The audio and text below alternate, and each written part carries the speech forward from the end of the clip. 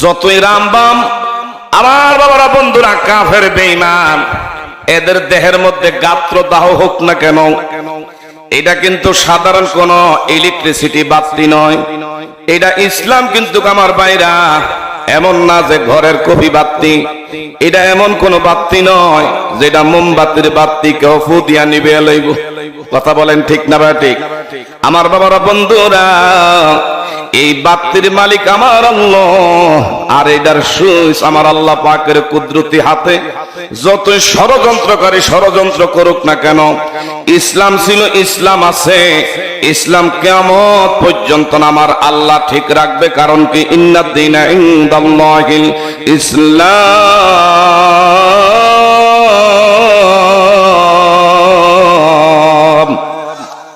আল্লাহর মনোনীত ধর্ম হলো ইসলাম। কথা ধরে বলেন ঠিক না বা ঠিক? ডানে বামে তাকাবেন না, আমার দিকে তাকান।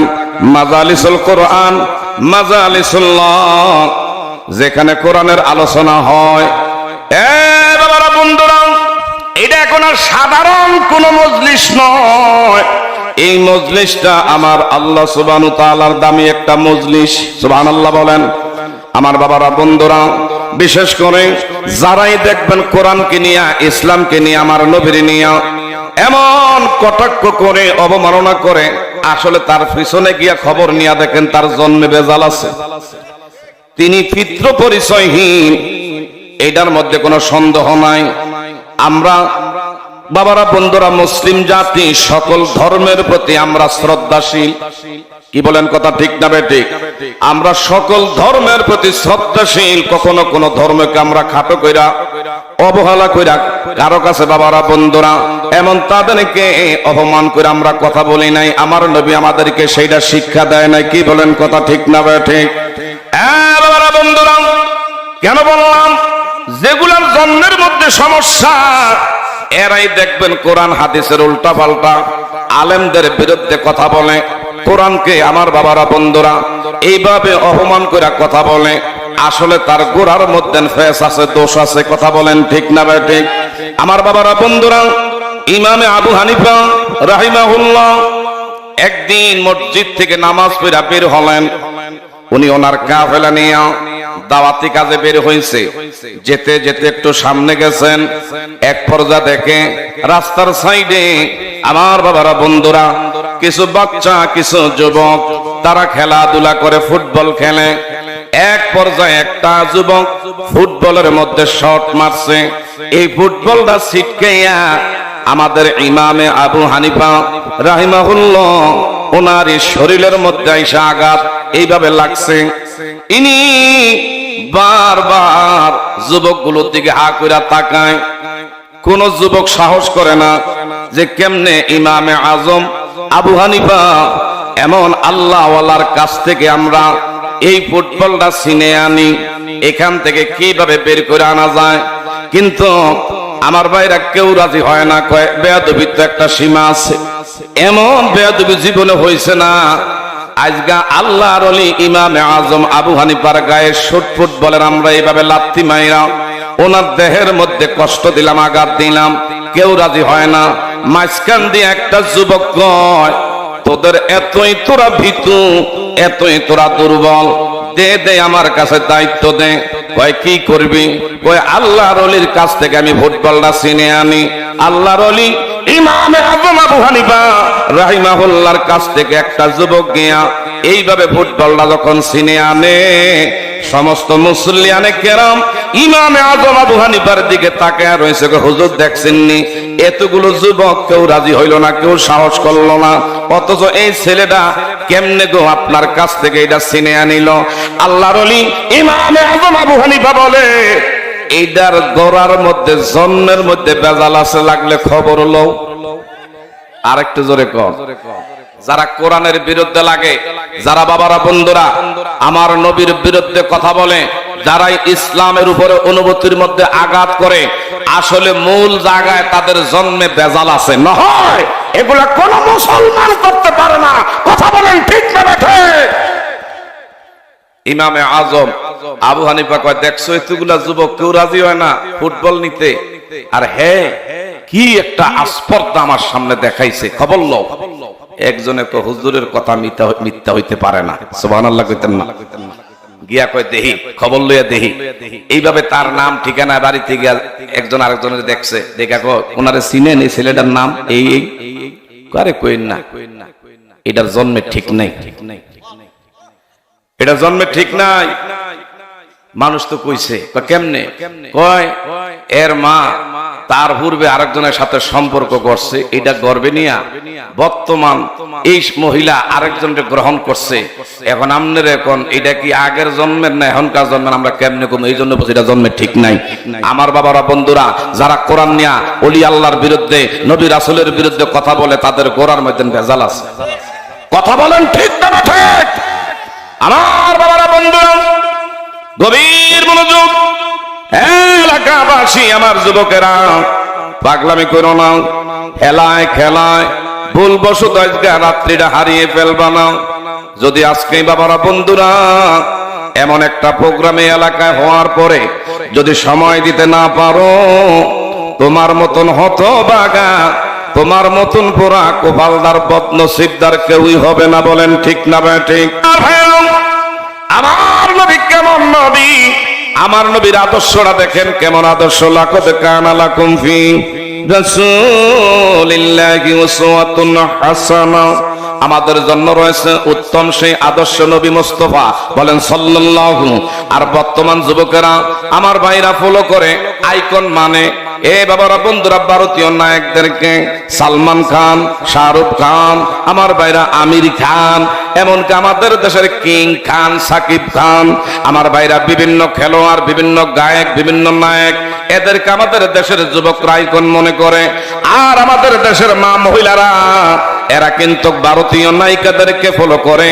এরা যে ড্রেস আপ যেগুলো পরিধান করে, বর্তমান সময়ের মা মহিলারা এই ধরনের ড্রেস নায়ক নায়িকাদের সেইটাই তারা ব্যবহার করতেছে, যার কারণে দেশের মধ্যে, সমাজের মধ্যে, এলাকার মধ্যে আমার আপনার আজকে শান্তি নাই। একটু জিকির করি, লা ইলাহা, ঠিক আছে ঠিক আছে, লা ইলাহা মাশাআল্লাহ, লা ইলাহা। এই যে আমি বলছিলাম না, হায় হায় অনেকের দেহ ঠিক আছে, জবান নাই। এই যে বাজানে দেখছেন, জবান নাই, কিন্তু উনি দূরের থেকে কথাটা বুঝছে। এই জন্য আমার ভাইরা দৌড়ে আসছে। এই জন্য শুকরিয়া আদায় করবো কার? আর একটু জোরে বলেন, শুকর আদায় করবো কার?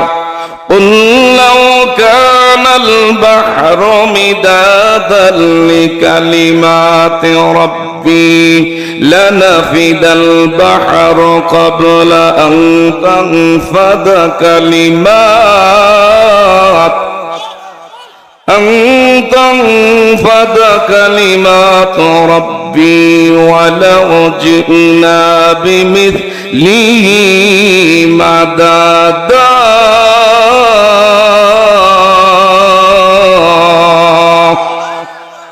আমার বাবারা, বন্ধুরা, এই জন্য কোরআনুল কারীম আমার আল্লাহ কত চমৎকার ভাবে বলতেছেন, এই পৃথিবীর সাগর, মহাসাগরের পানি যদি কলমের কালি হয়, পৃথিবীর গাছগুলো যদি আমার ভাইরা কলম হয়, জমিন যদি লেখার কাগজ হয়, মানব এবং জিন দুই জাতি কিয়ামত পর্যন্ত যদি আমার আল্লাহর প্রশংসা আমি আপনি লিখতে থাকি, লিখতে লিখতে কিয়ামত হয়ে যাবে, আমার আল্লাহর প্রশংসা লিখে শেষ করা যাবে। পৃথিবীর সাগর, মহাসাগরের পানি নিঃশেষ হয়ে যাবে, তারপর আমার আল্লাহর প্রশংসা লিখে শেষ করা যাবে। তাইলে প্রশংসা করব কার? আর একটু ধরে বলেন, প্রশংসা করব কার? বাবারা, বন্ধুরা, আমাদের পার্শ্ববর্তী দেশ, আমাদের ভারতের একজন আমাদের বোন মুস্কান নামের, বিগত কিছুদিন আগে বৎসরগত হয়ে যাচ্ছে। এই মুস্কান নামে আমাদের বোন, বিশেষ করে ঘুমান্ত ছিলাম গোটা পৃথিবীর 200 কোটি মুসলিম দেশের আমরা মুসলমান ঘুমিয়েছিলাম, ঝিমিয়েছিলাম। আমার ভাইরা উগ্রপন্থী ওই হিন্দুত্ববাদীরা আমার বোন মুস্কানের সামনে জয় শ্রীরাম যখন বলছে, যিনি এক রবের তাকবীরের ধ্বনি দিয়ে গোটা পৃথিবীর ঘুমান্ত মুসলিম জাতিদেরকে জাগ্রত করে দিয়েছিলেন। কথা বলেন ঠিক না ঠিক? আজও যদি আমার আল্লাহর নামে তাকবীর দেওয়া লাগে, আমার নবীর প্রেমে যদি তাকবীরের ধ্বনি আমার আপনার দেওয়া লাগে, আমরা দিতে চাই কি চাই না? আরো ধরো আমরা দিতে চাই কি চাই না? আমার বাবারা বন্ধুরা, সিলেটের জমিনে হযরত শাহজালাল ইয়ামানী রাজা গৌর গোবিন্দের সেই প্রাসাদের সামনে কোন ধরনের আমার বাবারা বন্ধুরা বোম ছিল না, কামান ছিল না, ভারী কোন অস্ত্র শস্ত্র কিছুই ছিল না।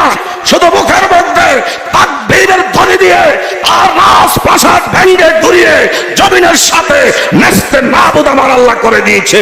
সে আল্লাহ যে আছে না নাই? আরো দুর্বল আছে না নাই? এই জমিনের মধ্যে যদি ইসলামী হুকুমত কায়েমের আন্দোলনে যদি ময়দানে নামা লাগে, আমরা নামতে চাই কি চাই না? এই ইসলাম রক্ষার আন্দোলনে যদি রাস্তায় শামিল হওয়া লাগে, জীবন দেওয়া লাগে, জান কুরবানি আল্লাহর জন্য করা লাগে, আমরা করতে চাই কি চাই না? কে কে যদি হাত ধরে দেখাই।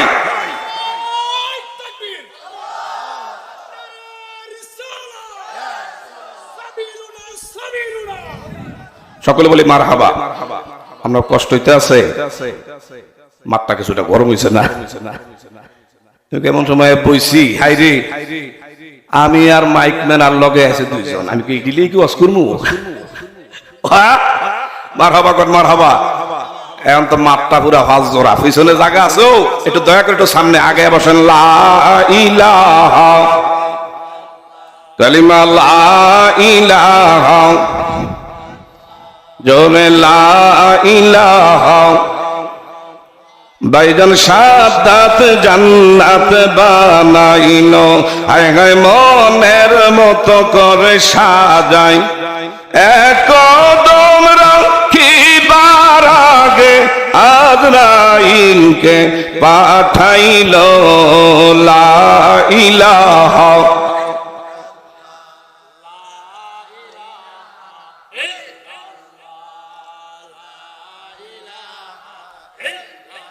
লা ইলাহা।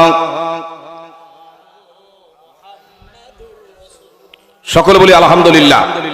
ডানে বামে তাকাবেন না, আমার দিকে তাকান, গভীর মনোযোগ। দুনিয়ার ক্যামেরা, দুনিয়ার কথা ধারণ করতে পারলে আমার আল্লাহর রহমতের ফেরেশতারা সিআইডি আছে না নাই? রহমতের ক্যামেরা আল্লাহ পাক এই মাহফিলে পাঠাইছে। কে সুবহানাল্লাহ কোন, কে আলহামদুলিল্লাহ কোন, কে হাত নাড়াছড়া, কার জিহ্বা ঠোঁট আমার আল্লাহর জন্য নাড়াছড়া করতেছেন, রহমতের ক্যামেরা ধারণ হচ্ছে। চিৎকার মেরে বলি মারহাবা। বলতেছিলাম নবীর আদর্শ কেমন।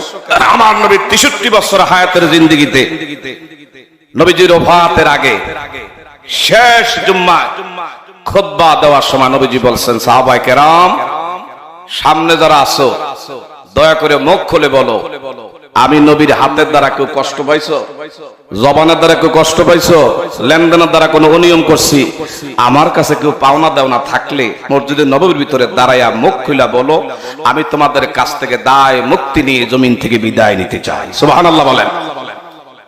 ইনি হলেন নবী। সুবহানাল্লাহ কোন। 63 বছরের ক্যারিয়ার মধ্যে যে নবী জীবনে একটা মিথ্যা কথা বলেই নাই, কেউ বলে নাই। একবারে নীরবতা, স্তব্ধ। মাঝখান দিয়ে মিডল পয়েন্টে একটা যুবক দাঁড়ায় গেছে, ইয়া রাসূলুল্লাহ যদি মনে কিছু না নেন, আপনি কইছেন আপনার হাতের দ্বারা কেউ ব্যথা পাইছেনি, ব্যবহারের দ্বারা কেউ কষ্ট পাইছেনি, এখন তো আমাকে ফাতি না তাকে জেলায়। অনেক সময় আমার বাবারা বন্ধুরা বাড়ি ঘরে অনেকে থাকতারে না। কথা বলেন ঠিক না বা ঠিক? আর যাকে সৃষ্টি না করলে লাউলা কালামা খলাকতুল আফলাক, হাদিসে কুদসিতে আল্লাহ ফরমান, যাকে পয়দা না করলে কুল কায়নাতের কিছুই আমার আল্লাহ পয়দা করতেন না। এমন নবী 63 বছরের জিন্দেগির সর্বশেষ খুতবার আলোচনায় কেউ আসো, আমি নবীর ব্যবহারে, আচার আচরণে, লেনদেনের দ্বারা অনিয়ম করে থাকলে মুখ খুলে বলো, আমি নবীরে তোমরা নবী মনে করে লোক লজ্জার ভয়ে বন্ধ রাখলে হবে না। আমি চাই না হাসরের ময়দানে আল্লাহর আদালতে এমন আল্লাহর আদালতের কাঠগড়ার আসামি আমি হইতে চাই না। যদি কেউ কোনো কষ্ট পেয়ে থাকো দয়া করে মুখ খুলে বলো। কেউ রাজি হয় না। হযরতে সাইয়েদনা আবু বকর, হযরতে ওমর, ওসমান, আলী, নবীর জলিল কদর সাহাবায়ে কেরাম কান্না শুরু করছে। নবী মনে আর বেশি দিন থাকবেন না। কেন আমার নবী এমন কথা বলতেছে? যে ওমর রাস্তায় বের হইলে ওমরে যদি শয়তান একবার যদি আজ করতে পারছে, দেখতে পাইছে, এই শয়তান আর এই রাস্তায় থাকে না, অন্যত্র রাস্তা অবলম্বন করে। এই ওমর মসজিদে নববীর ভিতরে চোখের পানি এইভাবে আমার ভাইরা ঠুকরে ঠুকরে কান্না শুরু করলেন। ইয়া রাসূলুল্লাহ, বলেন কি আপনি নবীজি কখনো কোনদিনও কারো সাথে একটু কটু বাক্য আপনি করেন নাই? আপনি নবীর কত কাফের বেঈমানরা এই জমিনে নির্যাতন আর নির্যাতনের স্টিম রোলার আপনার উপরে চালিয়েছে, আপনি নবী জীবনে কোনোদিন প্রতিবাদ করেন নাই। ওমরে ফারুক নবীজির একদিনের সফরের সঙ্গী রাস্তায় বের হয়েছে, হঠাৎ কইরা একজন ইহুদি পিছন দিক থেকে সামনে আগে আসছে। আমার নবীর গলা মোবারকের মধ্যে রুমাল মোবারকের দুই মাথা নিজে বের করা। ইহুদি পিছন দিক থেকে সামনে আইসা রুমাল মোবারকের দুই মাথায় ধরে সজোরে টান মারছে, ফাঁস লাগাইয়া ফেললেন। নবীজির জিহ্বা মোবারক বের হইয়া গেছে, চোখ মোবারক লাল হইয়া অজর দ্বারায় পানি মোবারক ঝরতেছে। আমার নবীর চোখ মোবারক দিয়ে পানি মোবারক ঝরে। হঠাৎ কইরা ওমর নবীর সফর সঙ্গী ওমরে কয়, ব্যাপারটা কি? আমি ওমরের সামনে নবীর গলার মধ্যে রুমালের দুই মাথা দুইটা টান দিয়া ফাঁস লাগাইবে, আর আমি ওমর সিরা খামু, এটা তো হয় না। ইয়া রাসূলুল্লাহ, অনুমতি দেন, আমি ওমর বাচ্চা থাকতে আমার সামনে আপনার কষ্ট দিব, আপনার উপরে আঘাত করবে, এটা কোনোদিনও ভালোবাসার পরিচয় হয় না। লা ইউমিনু আহাদুকুম হাত্তা কুনা হাব্বা ইলাই মিন ওয়ালিদিহি ওয়া ওয়ালাদিহি ওয়ান নাসি আজমাইন। চিৎকার মেরে বলেন মারহাবা। আমার ভাইরা ওমর ফারুক বলে, ইয়া রাসূলুল্লাহ, অনুমতি চাই, এই দেহের থেকে তার মাথাটা আলাদা করে ফেলি। আমার উন্মুক্ত তলোয়ার থাকতে কেমনে গো আমনের গলার মধ্যে রুমাল দিয়া টান দিয়া ফাঁস লাগাইল? আমার নবী যেই লোকটা রুমালের মাথা ধরে টান দিছে তার হাতটা টান দিয়া ধরছে। দূরে আল্লাহর গোলাম, যে হাত দিয়ে আমার গলার মধ্যে তুমি ফাঁস লাগাইছো, নিশ্চয়ই তুমি হাতে মনে হয় কষ্ট পাইছো, তুমি মনে হয় হাতের মধ্যে ব্যথা পাইছো। এইভাবে আমার নবী বলে, যদি কষ্ট পেয়ে থাকো আমার আল্লাহর রাস্তায় তুমি ক্ষমা করে দিও। ইহুদি বলে, না না, আমি আপনারে আঘাত করেছি আর আপনি আমার হাতে ধইরা বারবার বলেন আমি আপনারে এমন যদি কষ্ট দিয়া থাকি, আপনি বলেন আমার হাতের দ্বারা আপনি কষ্ট পাইছেন কিনা? হঠাৎ করে ইহুদি বলে, না না, আমি তো কষ্ট পাই না, কষ্ট আপনারে দিছি। আমার নবী গো, এই লোকটার লগে আমার কিছুদিন আগে লেনদেন হয়েছে, এক্ষুনি যাও, মুসলমানদের একটা ব্যাংক আছে বাইতুল মাল, এই বাইতুল মালে গিয়া তুমি এই মুহূর্তে, আমি তার থেকে 300 দিরহাম কর্জে হাসানা আজ থেকে কয়েকদিন সময় নিয়ে আনছি, এখনো 2 দিন সময় বাকি, তার আগে আমার গলার মধ্যে রুমালের মাথা ধরে টান মারছে। যারে ওমর, আমার এই পাওনাদারের ঋণ পরিশোধের জন্য বাইতুল মালের থেকে 300 দিরহাম এক হাতে আনবা, আর এক হাতের মধ্যে অতিরিক্ত আরো 100 মোট 400 দিরহাম নিয়ে আসবা। জোরে জোরে বলেন মারহাবা। কেমন নবী আমার নবী? ওমরে ফারুক বলে, ইয়া রাসূলুল্লাহ, আপনি ওনার থেকে কত টাকা ধার আনছেন কর্জে হাসানা? কয় 300। সময় এখনো 2 দিন বাকি। আমনের গায়ের মধ্যে আঘাত করলো, আর আপনি বলেন আমি যাইতাম বাইতুল মালে 300 লগে আরো 100 বাড়ায় আনতাম, বুঝলাম না। আমার নবী কয়, তোমারে বলছি নিয়ে আসো। ওমর ইবনুল খাত্তাব বাইতুল মালের থেকে এক হাতে 300 আর এক হাতে 100 নবীর হাত মোবারকে এইভাবে যখন হস্তান্তর করলো, আমার নবীজি বলল, নেরে নে, এখানে হইল 300 আর এখানে হইল 100, মোট হয়েছে কয়শো? ইহুদি কয়, আমি পাই 300 আর আপনি আমার দিলেন 100, এখনো সময় 2 দিন বাকি, তার আগে আপনি ওমরে পাঠাইলেন। আমার নবী ডেকে বললেন, এই জন্য 100 দিরহাম বেশি তোমারে বলছি নিয়ে আসার জন্য। ইনি হইল আমার কাছে পাওনাদার, আমি ওনার কাছে ঋণী। ইনি আমার গলার মধ্যে রুমাল দিয়া ছাপ দিতে পারে, আঘাত করতে পারে, তাই বলে আমি তারে কিছুই বলতে পারি নাই। কিন্তু মারছে বেশি, তুমি মাসি হইয়া দরদ দেখাইছো, এই জন্য তোমার নামে 100 টাকা দণ্ড আদেশ জরিমানা আমি জারি করে দিলাম। চিৎকার মেরে বলি আলহামদুলিল্লাহ। ইহুদি একটা দৌড় মারছে। এই এলাকাবাসী যুবকেরা, মা মহিলারা গো, পাগলামি কইরেন না, দয়া করে ঘরের কন্যারে নামাজের যায় নামাজে বসেন, চোখ কান খোলা রাখেন।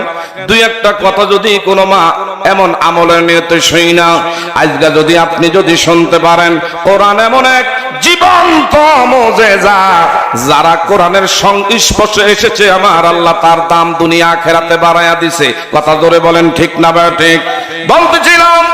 ইহুদি একটা দৌড় মারছে, বাড়িতে গেছে, বাড়িতে গিয়া ইনজিল কিতাবটা নিজের হাতে নিলেন। ইনজিল কিতাবটা খুলতেছে, পৃষ্ঠা বাই পৃষ্ঠা উল্টাইয়া আমার নবীর আলোচনার সাপটারে গিয়া দেখে এটা এমন এক নবী, এই নবীরে যদি কেহ কটু বাক্য এমন বইলা থাকে, নবীজি প্রতিবাদ করবে না। নবীরে যদি আঘাত করে, নবীজি প্রতিবাদ করবে না। তাই হলো আমি নবীর গলায় ফাঁসি রশির মতন টান দিলাম। আর নবীজি ওমরে বলছে টাকা আনো, 100 টাকা আরো বেশি অতিরিক্ত দিল।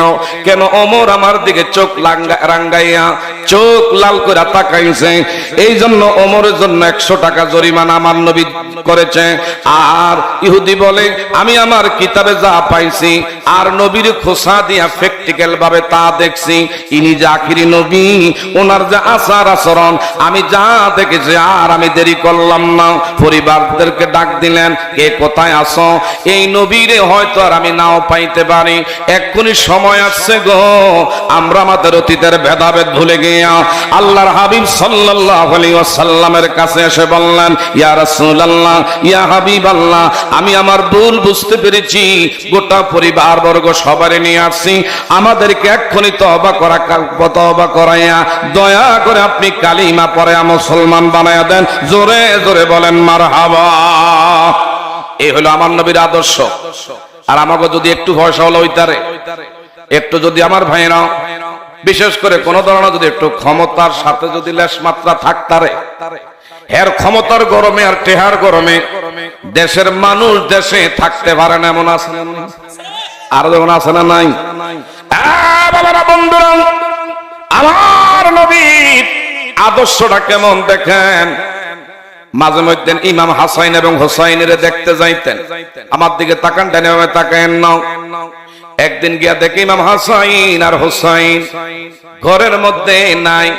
মা ফাতেমারে বলল, ফাতেমা, আমার নাতিরা কই? তাদের কয়েকদিন ধরে ঘরের চুলে আগুন জ্বলে নাই, ক্ষুধার যন্ত্রণা, বাহিরে তারা মনে হয় খেলাধুলা করে। ইন্দিপিনি টাইম ইমাম হাসাইন আর হুসাইন নানার কণ্ঠের আওয়াজ পেয়ে ঘরের ভিতর আসছে, ঈশা সালাম দেয়, নানু ভাই, ও নানু, কেমন কইরা তুমি এত নিষ্ঠুর নির্দয় হইলা? কারণ নানা নাতির ব্যাপার। বলেন না মারহাবা। আমার নবীর বলে, নানু ভাই, কেমনে এত নিষ্ঠুর? নাতিদের খবর তোমার নেওয়া লাগে না? আমরা কি খাইয়া আছি না না খাইয়া আছি? সুবহানাল্লাহ। কম কেমন নবীর উম্মতে মুহাম্মাদি আমি আপনি হয়েছি। এই নবী নিজের জন্য কান্না করে নাই, শুধু দুনিয়াতে এসেছে উম্মতের জন্য কেঁদেছে। আবার বিদায় হওয়ার সময় উম্মতি উম্মতি বলে আমার নবী কেঁদেছে। কথা বলেন ঠিক না ঠিক? কার লাগিয়া কান্দরে মন, কার লাগিয়া বান্দ, বলেন কার লাগিয়া? মারহাবা।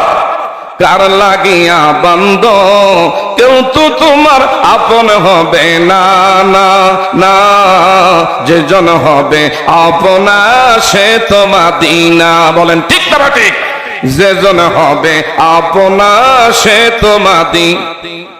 নিজের জন্য দয়ার নবী একটু কাঁদেনা, সারা জীবন কেঁদেছিলেন উম্মতের মায়ায়, উম্মতের মায়ায়। এখনো কাঁদিতে আছে সোনার মদিনায়। কার লাগিয়া কান্দরে মন, মারহাবা। কেউ তো তোমার আপন হবে না, না না, যে জন হবে আপনা সে তো মদিনা। চিৎকার মেরে কোন মারহাবা। এই নবীর আপন বানাইতে চাই কি চাই না? এই নবী আপন হইলে লাভ না লোকসান? আমার ভাইরা আমার দিকে তাকান, কথা বলেন না। আমার নবী ইমাম হাসান এবং হুসাইনের লগে খুশ গল্প করে, আর হাসাইন আর হুসাইন বলে নানু নাতিদের খবর নেওয়া লাগে না, খাইছি না, না খেয়ে আছি। সুবহানাল্লাহ।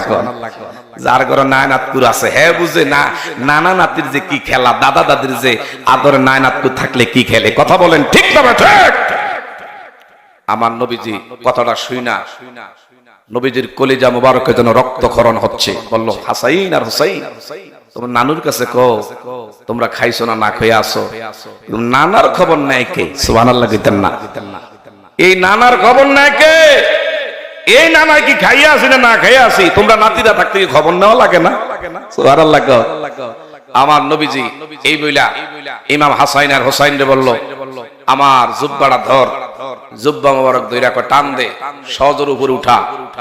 ইমাম হাসাইন নবীর শরীর মুবারক থেকে জুব্বা মুবারকের আস্তিন মুবারকদের উপরে টান দিছে। আমার নবীর পেট মুবারকের দিকে তাকায়া দেখে একটা দুইটা না 7টা ভারী পাথর বাইদা রাখছে। আর একটু জোরে কোন আল্লাহু আকবার। কয়টা পাথর? আমরা কিরকম 7 দিন কেউ না খাইয়া রইছি? এক বেলাও না। আমার নবী কয় এ নাতি তোরা 3 দিনে না খাওয়া না হারি, আর তোর নানা আজকে 7 দিন না খাইয়া রইছে। সুবহানাল্লাহ কইতেন না? আমার নবী এই ঘটনাটা কেন বলতেছে? আমার দিকে তাকান। হাসান হুসাইনের প্রতি আমার নবীর কেমন প্রেম। একটা দৌড় মারছে হাসান এবং হুসাইনের মুখে হাসি ফুটাইবার জন্য।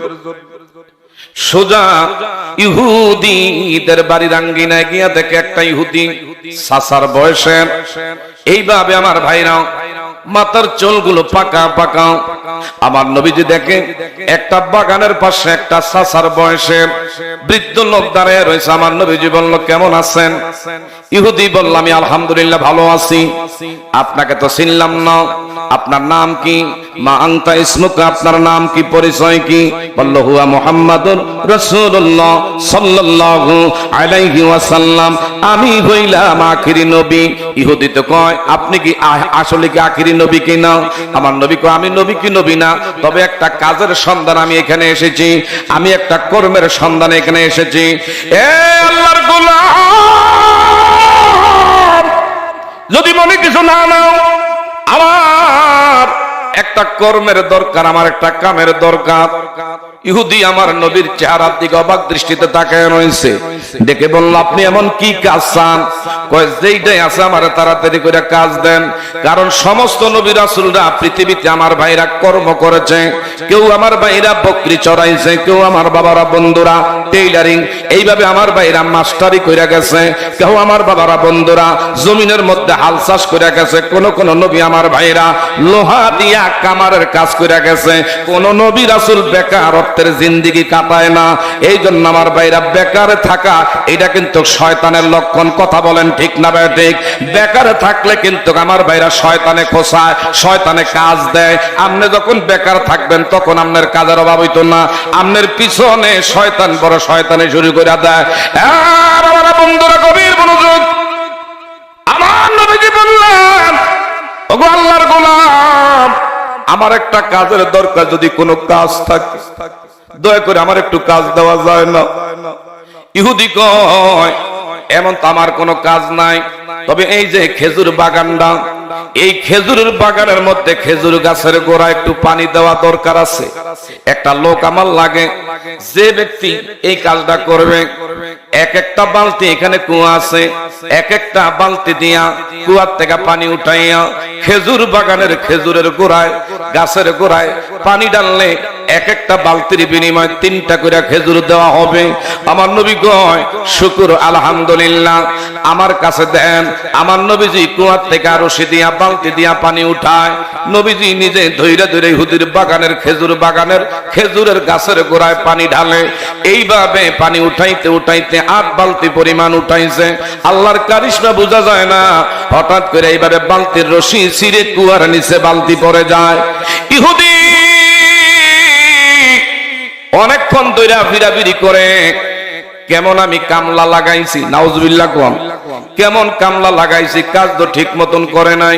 এই বলে আমার নবীর কাছে আইসা নবীজির ডান গাল মোবারকের মধ্যে সজোরে একটা থাপ্পড় বসায়া দিলেন। আল্লাহু আকবার কর। আমার নবী গায়ের মধ্যে নবীজির পাক বদন মোবারকে মশা মাছি বসা আল্লাহর পক্ষ থেকে আমার আল্লাহ হারাম করে দিয়েছে। আর এই নবী আমার ভাইরা আজকা উম্মতের কেমন মডেল, উম্মতের কেমন আইকন, উম্মতের কেন আদর্শ, কেমন আদর্শ। আমার নবী নিজে কর্ম করতে গিয়া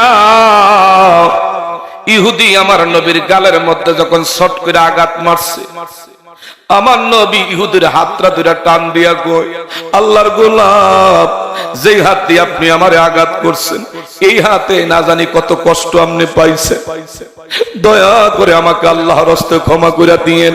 নিশ্চয়ই মনে আপনি আমারে আঘাত করতে গিয়া গালের মধ্যে থাপ্পড় দিতে গিয়া কষ্ট পাইছেন।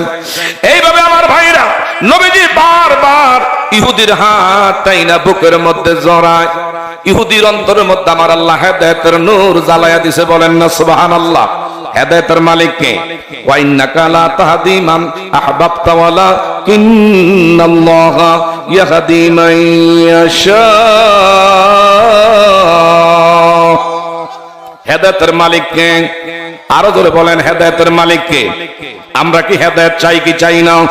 হেদায়েতের মতন মহামূল্যবান দৌলত আর পৃথিবীতে কিছুই নাই। ইহুদির অন্তরের মধ্যে আমার আল্লাহ নবীর প্রতি এমনই প্রেম জাগ্রত করে দিলেন। হঠাৎ করে আমার নবীর এই আচরণ দেখা ইহুদি মনে মনে ভাবতেছে ইনি তো মনে আসলে আখিরি নবী, আচরণে বোঝা যায়। আমার নবী ডেকে বলে, আল্লাহর গোলাম, আপনি আমারে আঘাত করছেন, আপনি মনে হয় ব্যথা পাইছেন, তবে যদি অনুমতি দেন আমি দেখি সিরা বালতিটা, যেই রশিদ সিরা আপনার বালতি কুয়ার মধ্যে পড়ছে, আমি একটু চেষ্টা করে দেখতে পারি আপনার বালতিটা আবার মুখের বরাবর উপরে আইনা পৌঁছায় দিতে পারি কিনা। জোরে জোরে বলেন মারহাবা লা ইলাহা।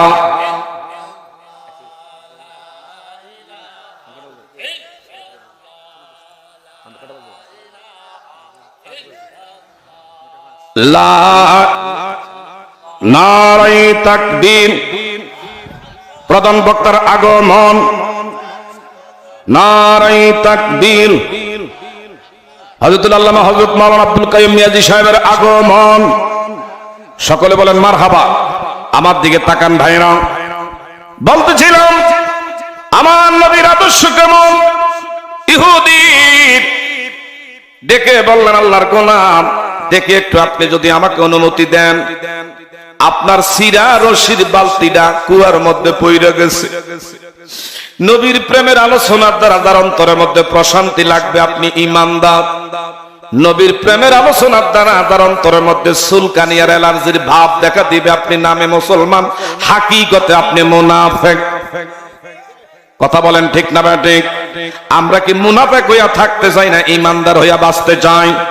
আরো ধরে বলেন, আমরা কি মুনাফিক হইয়া থাকতে চাই না ঈমানদার হইয়া থাকতে চাই? আমার নবী ইহুদিরে বলে, আমি দেখি আপনার বালতিটা উঠে দিতে পারিনি। আমার আল্লাহ দেখে কি দেখে না? আরো ধরে বলেন, দেখে কি দেখে না?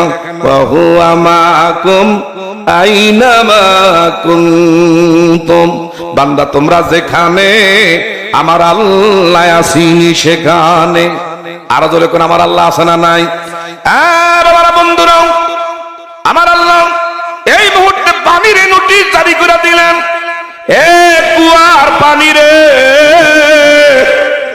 আমার বন্ধু, তোর দিকে যদি হাত বাড়ায় তুই দয়া কইরা নিচের পানি এইভাবে বগলাইয়া কুয়ার মুখ বরাবর চলে আয়।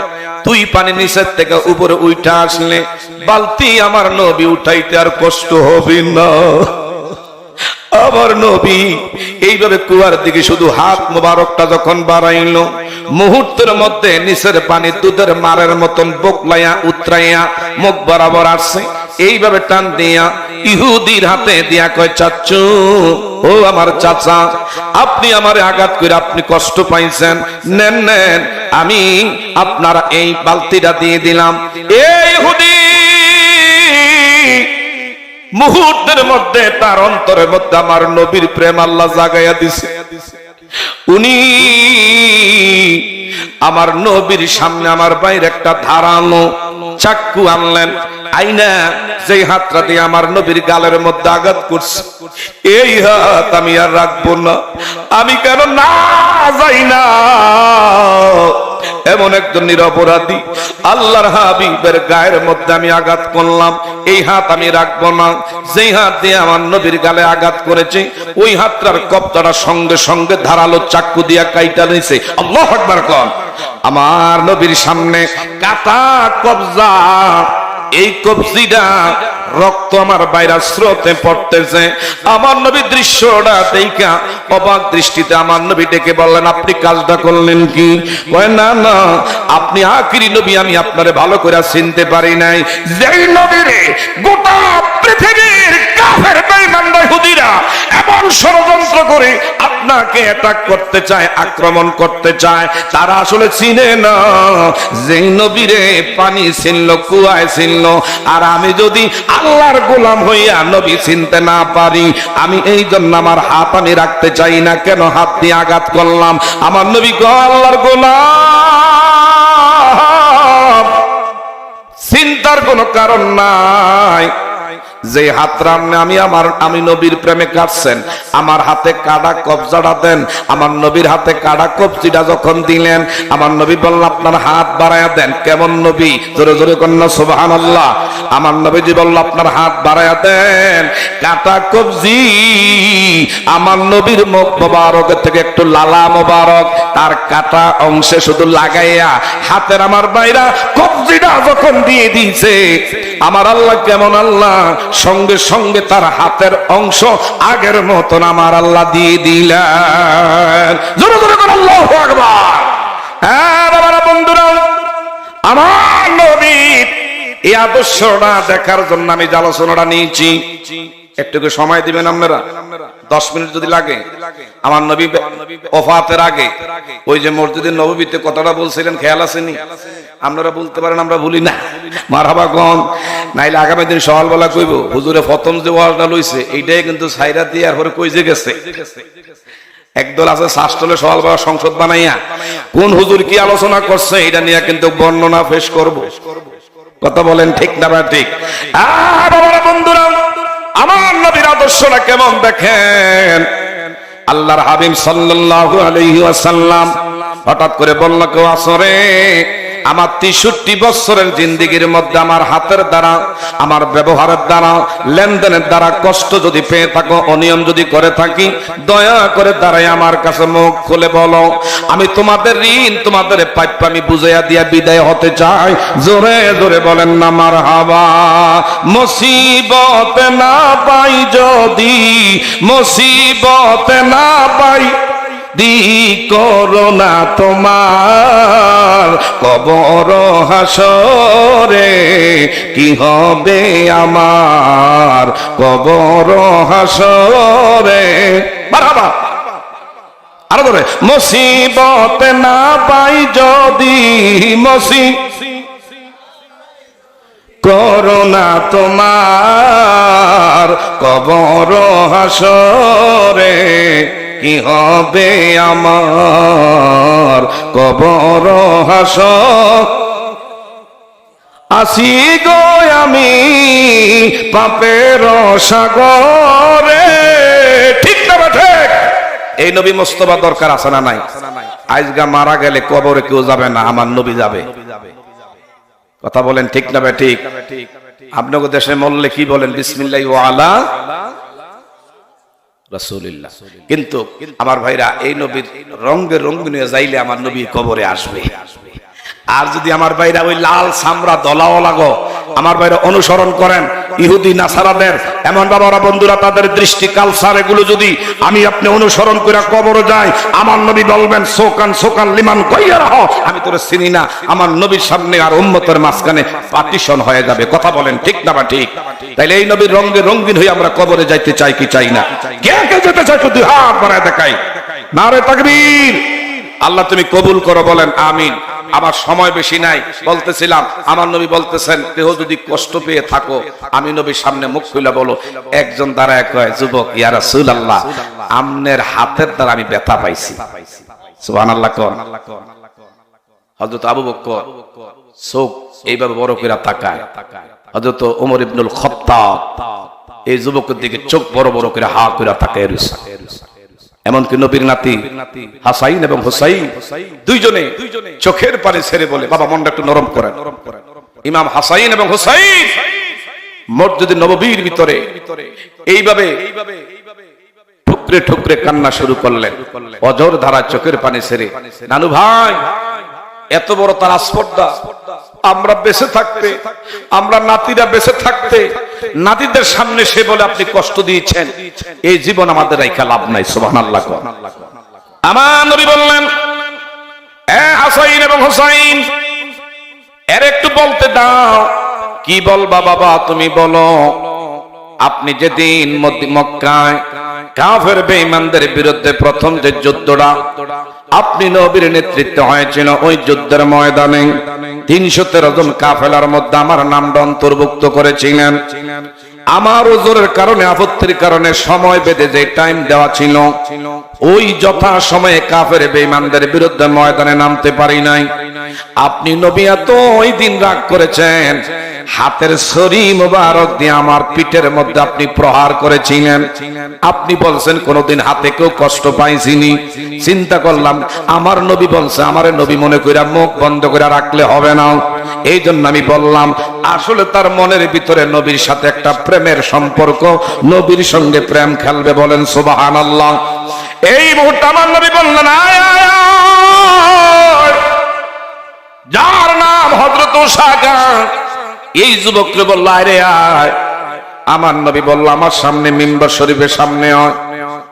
আবু বকর দাঁড়ায় গেলেন, হযরত ওমর ইবনুল খাত্তাব দাঁড়ায় গেছেন, ওসমান জিন্নুরাইন, হযরত আলী মুর্তজা বললেন, ইয়া রাসূলুল্লাহ, কি ব্যাপার, উনি কেন আপনার সামনে যাবে? এই জন্য যাবে, ইসলাম বলে যে যার একটা আঘাত করে সে যেন আরেকটা এমন আঘাত তারে করে প্রতিশোধ নিয়ে আনে। সুবহানাল্লাহ কইতেন না?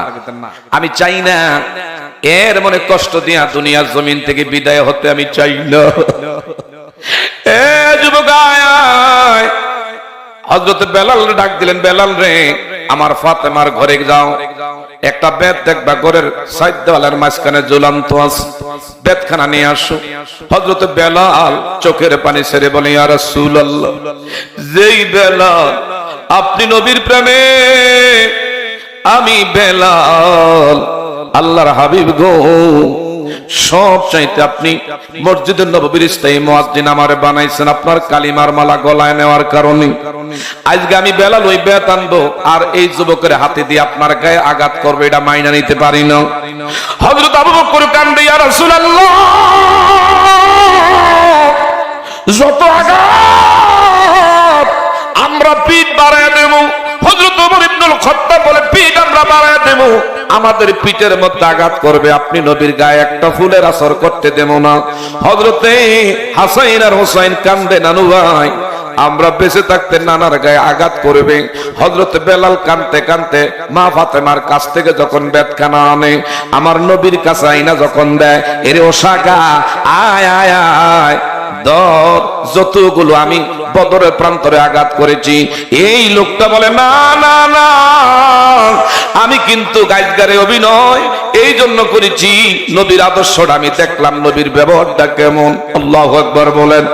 আমি কিন্তু আপনাকে সামনাসামনি এইভাবে কখনো আমি সুযোগ পাই না। ইয়া রাসূলুল্লাহ, আমার আল্লাহ আপনার পিঠের মধ্যে মোহর নবুয়ত দিয়েছে। ইয়া রাসূলুল্লাহ, আপনাকে নবুয়তি চোখ আল্লাহ দান করছে, জীবনে আমার দুই নয়নের এক নয়নে আমি দেখি নাই। আজকে সবার সামনে দয়া করে যদি আপনার পিঠ মোবারকটা এমন, আপনাকে আল্লাহ পাক যেই জান্নাতি মোহর নবুয়ত, যেই চোখ আমার আল্লাহ দিয়েছি, যেটার মধ্যে লেখা লা ইলাহা ইল্লাল্লাহু মুহাম্মাদুর রাসূলুল্লাহ, ওই দিন মসজিদের নববীর ভিতরে আমার নবীর প্রেমে এই যুবক পিঠের মধ্যে, আমার ভাইরা এইভাবে মোহর নবুয়তের মধ্যে মুখ লাগায়। আমার নবী ডেকে বলে, রে যুবক, তুই আমার মোহরে নবুয়তে মুখ লাগাইছ, আমি নবী খুশি, তোর জন্য জাহান্নামের আগুন আল্লাহ হারাম কইরা দিছে, জান্নাত তোর ভাগ্য অবধারিত হয়ে গেছে। কিন্তু আমি যে তোরে কষ্ট দিছি তুই আমারে মাপ দিছতনি। আর আমাদের দেশের আমার ভাইরা কত নেতা খেতা, আমার বাবারা বন্ধুরা, শরীরের গরমে রক্তের গরমে মানুষের মানুষ মনে করে না। এ বাবারা বন্ধুরা, এমন কি গরিব শ্রেণীর লোক বর্তমান সময়ে আমার ভাইরা কোন ধরনের বিচার আচারও হয় না। কথা জোরে বলেন ঠিক না ঠিক?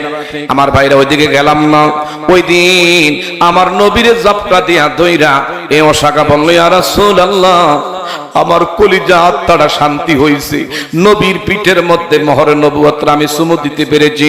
আমার নবী কয়, তুই চুমু খাইলি না, তুই যেন জাহান্নামের আগুন আমার আল্লাহ তোর নামে হারাম কইরা দিছে।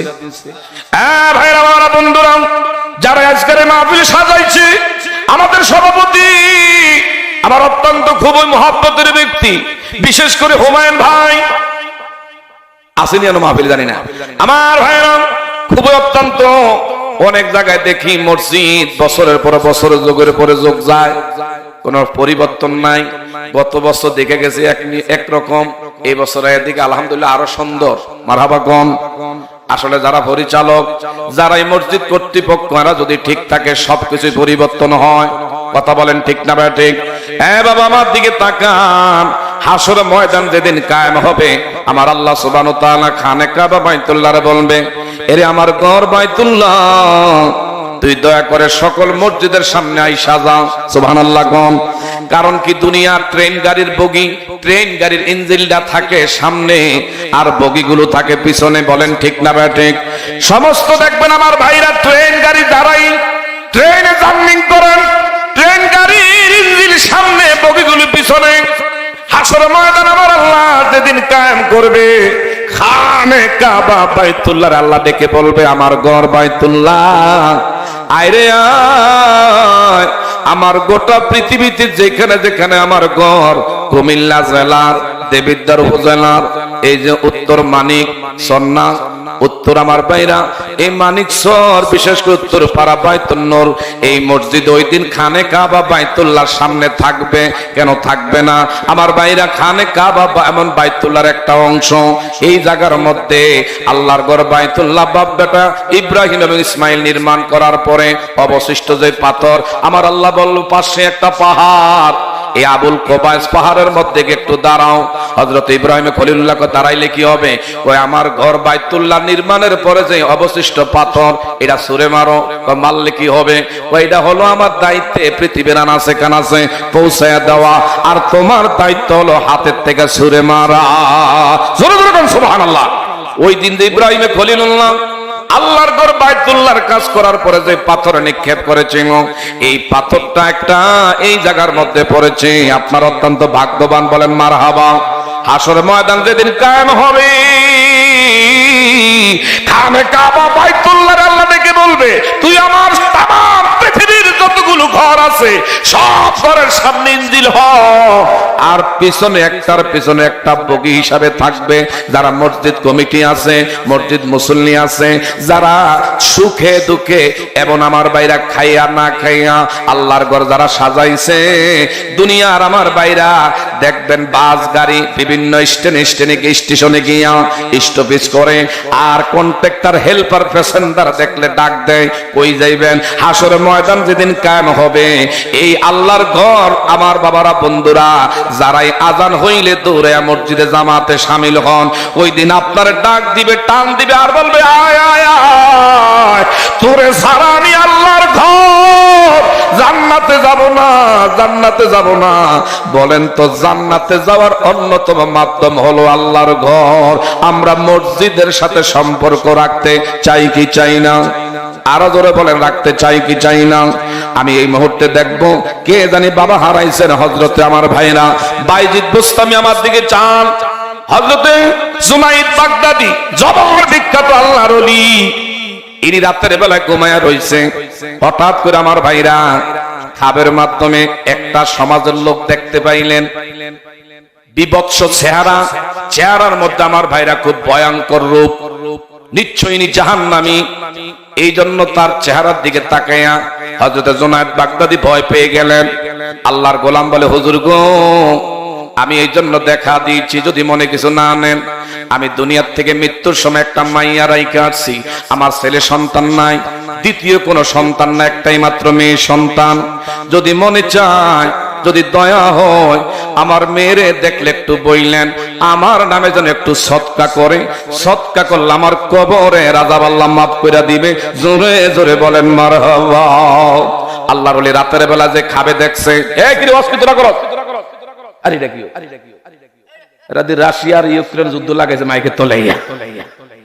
আমার ভাই আমার দিকে তাকান, আর দেরি নাই। সকাল বেলা জুনায়েদ বাগদাদি, যার নাম, যার মেয়ে, ওই মেয়ের পরিচয় নিয়ে দেশের বাড়িতে খবর লাগাইলেন। যারে দেখে জিজ্ঞাসা করে, অমুক কইরা ওনার একটা মেয়ে আছে। তো হুজুর, আপনি মৌলবী মানুষ, আর বুঝে জায়গা পাইছেন না? এর মতন খারাপ দুশ্চরিত্রা, নষ্টা, বেশ্যা, এমন মেয়ের বাড়িতে আপনি কেমনে কদম দেন? আপনার মানুষ খারাপ মনে করবে। আল্লাহর ওলি কয়, তোরা জানোস না, এই জন্য বলতেছ। এর বাবার লগে রাতের বেলা আমার একটা কমিটমেন্ট ছিল, এই জন্য আমি যাচ্ছি। আল্লাহর ওলি মেয়েটার বাড়ির কাছে যখন যায়, লোকজন বলে, হুজুর কেন আসছেন? কয়, মেয়েটার একটু খবর দাও, একটু কথা বলবো। এমনি উনি গোসল করে আইতেছে, এমনি আল্লাহর ওলি বলল, মা, আমি তোমার বাবার একটা খবর নিয়ে আসছি গো মা। আপনি কি পাগল হয়েছেন নি? আর বাবাই তো আজ থেকে আরো বহু বছর আগে মারা গেছে, আর বাবার খবর নিয়ে আমাদের বাড়িতে কেন আইছেন? ও মা, তোমার বাবা মারা গেছে, এই জন্য আসছি গো। তোমার বাবা জাহান্নামের আগুনের মধ্যে জ্বলতেছে। যদি মনে কিছু না নাও, তোমার মৃত বাবার নামে একটু সদকা করবা। ওনার সাথে একটু পানি ছিল, কলার ভিতরে পানি। এই কলাটা নোয়াইয়া দুই হাতে কোষ করে একটু পানি নিয়ে কয়, মস্কারি শুরু করলেন, টিটকারি শুরু করলেন। বলল, নে মৌলবী, আমার বাবার নামে এই পানিটা আমি সদকা করলাম।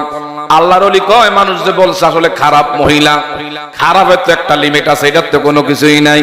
কেমনে বাবা মারা গেছে, কবরে জাহান্নামের আগুনে জ্বলে, তার বাবাকে একটু সদকা যদি টাকা পয়সা থাকবে করবে, না থাকলে বলবে আমার তৌফিক নাই।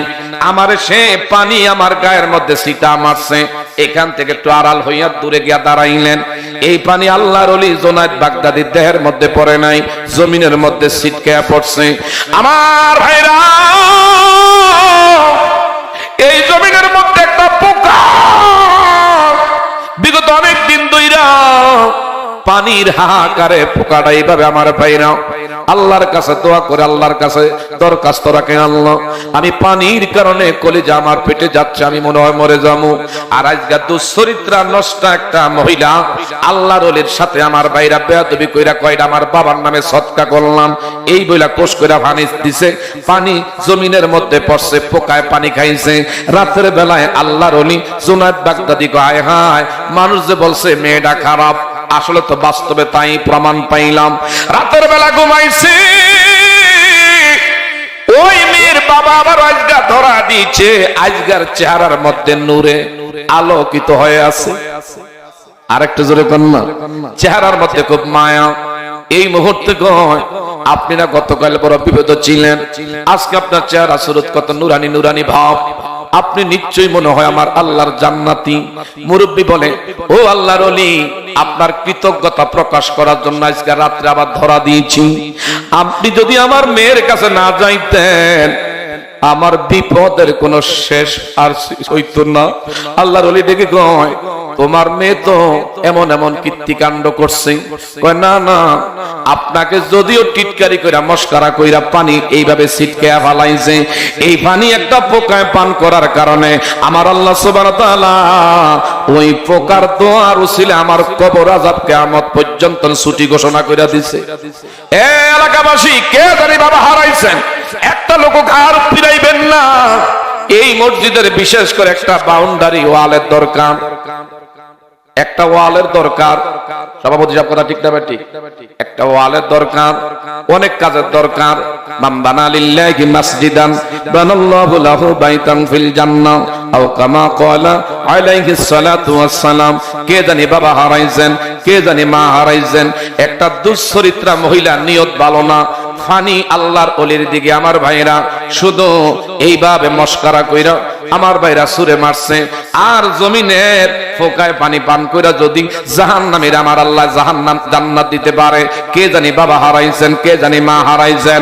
এই মা বাবা থাকলে ঈদের সান্দে কাপড় দিতাম, মা বাবা থাকলে আমি আপনি খাওয়াইতাম, মা বাবা থাকলে ডাক্তার দেখাইতাম, ট্রিটমেন্ট করতাম। আজকে তারা হাজার হাজার টন মাটি বুকে নিয়ে এতিমের মতো, কাঙ্গালের মতো, ভিক্ষুকের মতো তোমার আমার দিকে হাত বাড়ায় বাড়ায় কান্দে। এ বাবা আসেননি এমন মা বাবার নেককার কোন সন্তান? আমি একটা লোক দেখবো, বেশি না, বাবার নামে 10,000, মা দক্ষিণীর নামে 10,000। এই হাত দিয়া দেশে বিদেশে আমি লক্ষ লক্ষ টাকা চাই। আজকে ওই দিকে আমি হাত বাড়াইলাম না। এই মসজিদের ওয়ালের কাজটার লাগা একটা লোক আসেননি 20,000 টাকার গলায়। একটু দয়া করে কোরবানি করবেন। কে কয়দিন থাকবো? আগামী মাহফিল পর্যন্ত থাকি না, কবরে চলে যাই কে হয় বলতে পারবো না। কথা ধরে বলেন ঠিক না বেটে?